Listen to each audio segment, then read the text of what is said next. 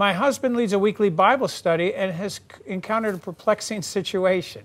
Depending on the topic of the evening, we use a variety of resources from Bonhoeffer to Jack Hayford, to name a few. However, whatever the topic or resource, we have one fellow who attends this Bible study who always says, quote, well, that's just one man's opinion. No one knows for sure about this stuff, unquote. We encourage debate and discussion. We don't just want to speak to the people at the Bible study. However, his dismissive attitude continues to throw a wet blanket on all the other attendees. Any suggestions on how to respond or help us with this? Thanks, Juliana. That's a good question. It is a good question. And Juliana, this is actually more common than you think.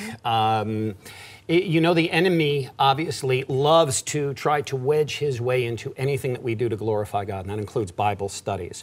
And I think if your husband has not already done this, it would be a good idea for him to set ground rules of the Bible study. This is what we do during the Bible study. This is what we do discuss. If we have any, let's say, peripheral or tangential opinions to it, we save that at the end of the Bible study. Regarding each and every one of us having different opinions, and that's one man's opinion, you know, in any Bible study, what you'll want to do always is look at what the original language says. You know, as I often say, and as I know our panelists agree, this may be a revelation to some, but no, the Bible was not originally written in the King James. And so it would behoove us all to go back to the original Hebrew so that we know that what we're studying is right from the source and has not been compounded by man. Panel, any other thoughts with that? Well, my thought is, I wonder what kind of background this gentleman has, that maybe he was in a legalistic church setting and forced to believe one man's opinion, usually the pastor or whoever that pastor admires.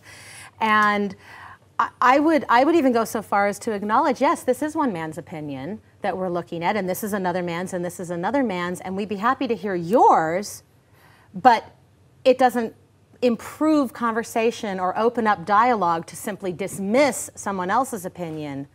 If you have nothing to contribute, sometimes silence is the best option. All right. Yeah, and I wonder, you know, what his role is or purpose is in asking these questions. Is he there? Is he attending the Bible study to learn, to have a relationship with the Lord, to get to know the Messiah? Or is he there for some other reason, you know, to fulfill some other purpose that he feels he needs to interfere this way in the Bible study?